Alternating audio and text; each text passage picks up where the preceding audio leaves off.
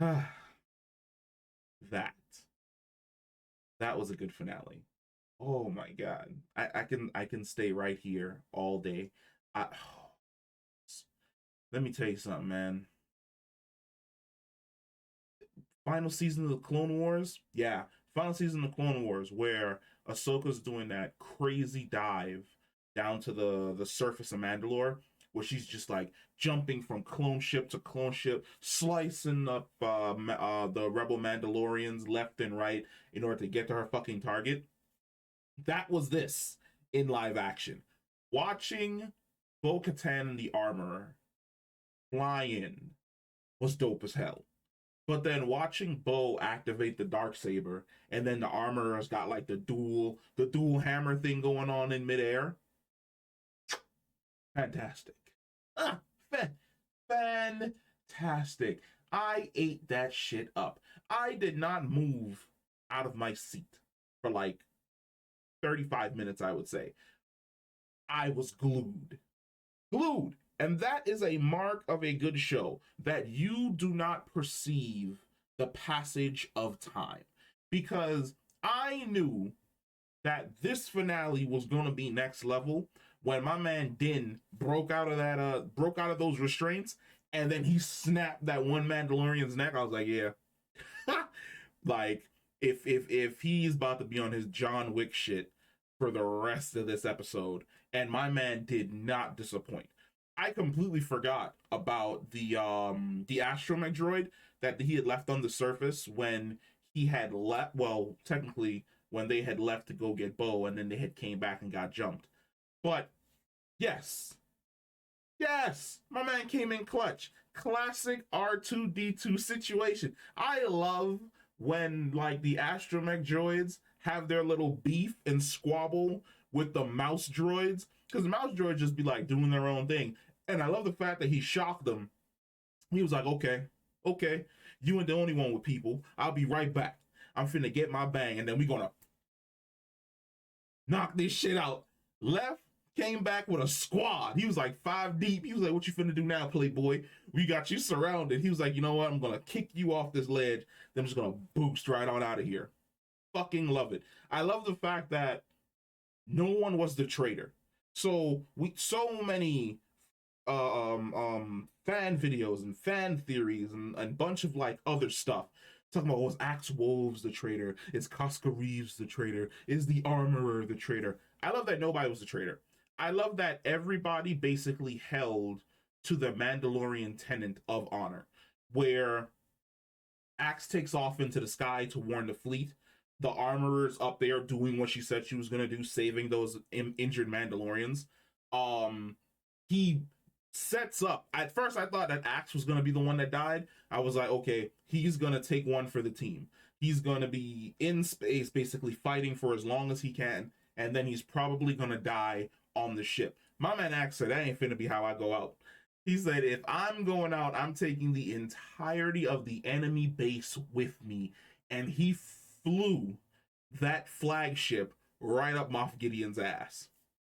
Speaking of Moff Gideon, my man wanted all the smoke. Like, Moff, first off, his plan is ingenious. Well, it's ingenious to a certain extent, but absolutely wild.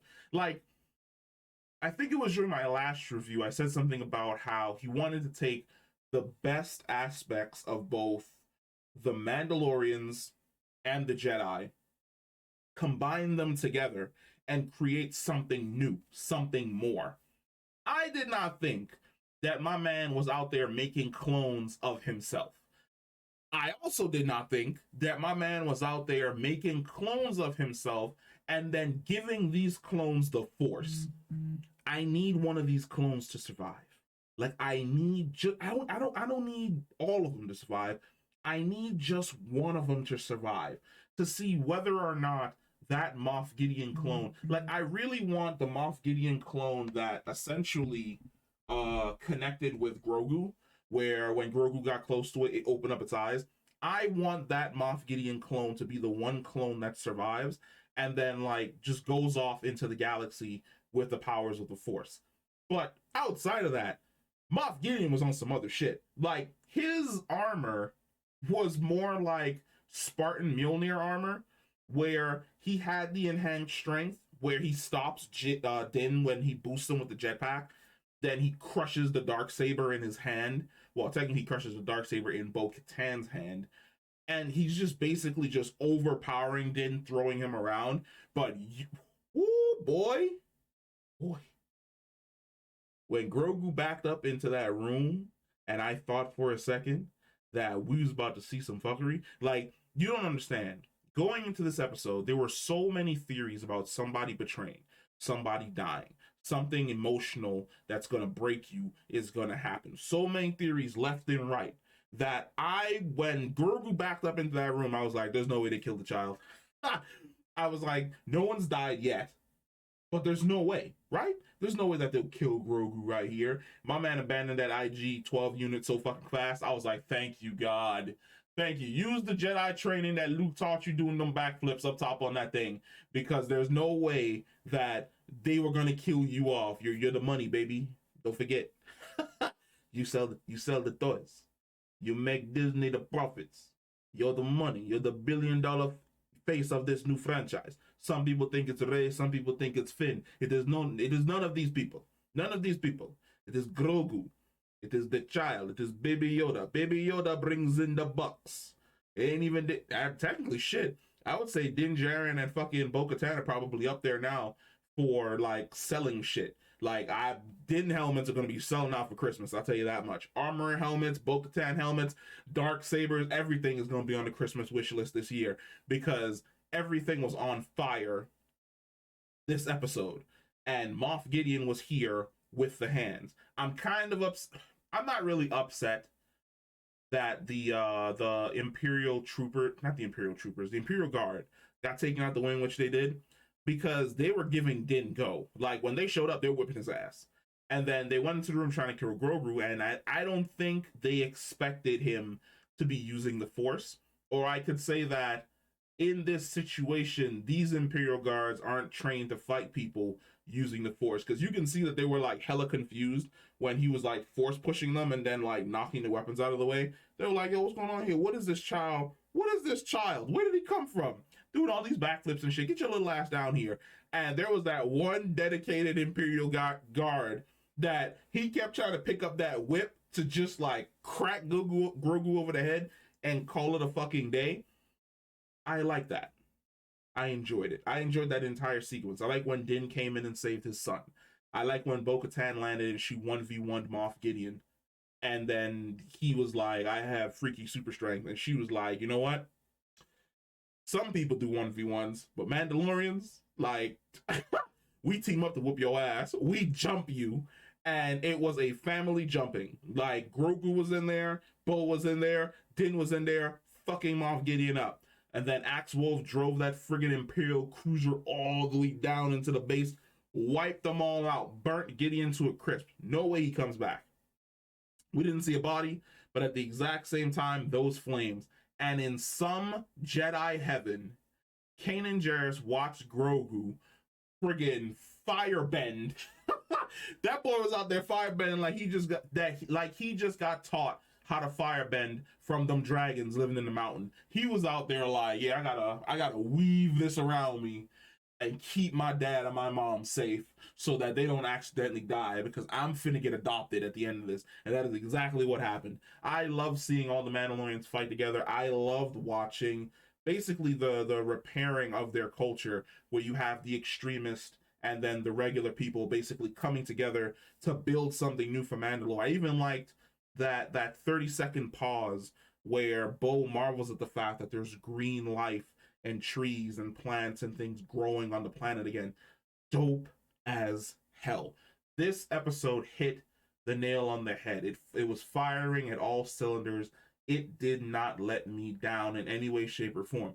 The only nitpicks that I can honestly say I have is that the title for the last episode was definitely a red herring. There were no spies.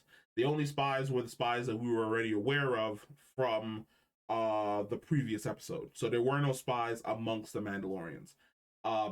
There were a few things that I feel as though kind of got dropped in a sense, For instance, the armorer's connection to Darth Maul and Death Watch, the horns on Gideon's head, uh, things along those lines. Like, but those are like small nitpicks that may be explained later in some way, shape, or form. Like how the Imperials suddenly able to use Beskar. It could be that they've basically just been there for so long that they learned how to do it themselves. Because it really seems as though Imperial Beskar isn't as good as Mandalorian Beskar, because we definitely see Bo-Katan take the dark saber and run it through, right through an Imperial Mandalorian chest plate and kill him. Whereas we've seen Din basically take glancing blows, but then there's an argument between Beskar and pure Beskar, and then whatever the hell the Imperials are using. But like I said, those are like small nitpicks. Other than that, I absolutely love this episode.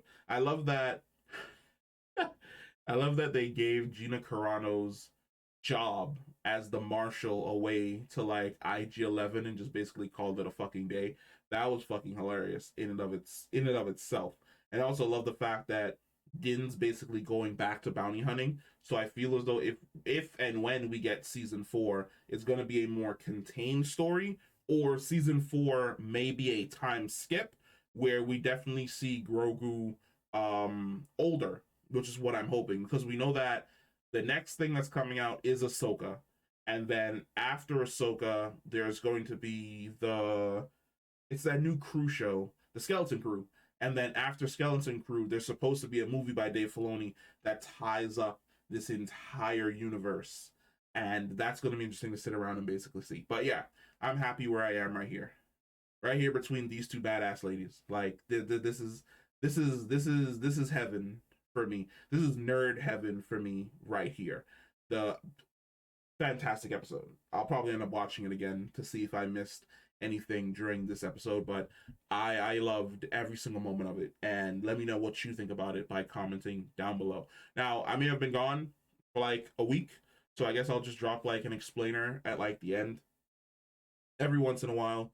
Like I feel as though it's great to step away and work on like your mentals. Like, to quote the great Marshawn Lynch, you got to focus on 3 things. You got to focus on your chicken. You got to focus on your body, and you got to focus on your mentals. And it was one of those things where like my week was just so swamped that all 3 were at like a really low, and I didn't really feel like making any content. This definitely pulled me out of that low, so it was really great to be cheered up by Star Wars again. But yeah, comment down below, let me know what you thought about the episode, and I'll catch you in the next one. Peace.